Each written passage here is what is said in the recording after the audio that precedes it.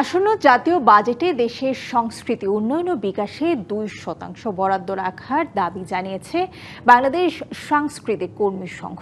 সংগঠনটি বলেছে, জাতীয় বাজেটে সংস্কৃতি খাতের জন্য 2% বরাদ্দ নিশ্চিত করা গেলে দেশের সাংস্কৃতিক অবকাঠামো উন্নয়ন, শিল্পী কল্যাণ, সাংস্কৃতিক শিক্ষা ও গবেষণা, লোকজ ঐতিহ্য সংরক্ষণ এবং আন্তর্জাতিক পর্যায়ে দেশের সাংস্কৃতিক পরিচিতি বৃদ্ধিতে যুগান্তকারী পরিবর্তন সম্ভব হবে। সম্প্রতি বাংলাদেশ সাংস্কৃতিক কর্মী সংঘের এক সংবাদ সম্মেলনে এই দাবি জানানো হয়। আয়োজনে লিখিত বক্তব্য উত্থাপন করেন সংগঠনের সাধারণ সম্পাদক খন্দকার শাহ আলম।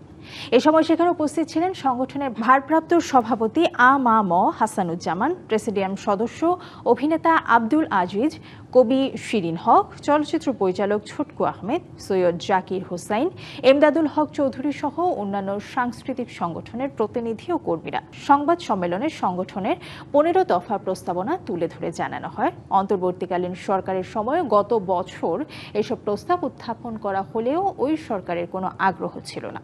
বর্তমান সরকারের কাছে দেশের সাংস্কৃতিক, সাংগঠনিক ও শিল্পীদের প্রত্যাশা, তারা 15 দফা প্রস্তাবনা বাস্তবায়নে ভূমিকা রাখবে এবং এবারের জাতীয় বাজেটে সংস্কৃতি খাতে 2% বরাদ্দ নিশ্চিত করার নির্দেশনা দেবে। নগদ নিয়ে এলো হার না মানা হার অফার। সর্বনিম্ন 10,000 টাকা রেমিটেন্স নগদে পাঠালে থাকছে স্বর্ণের হার জেতার সুযোগ।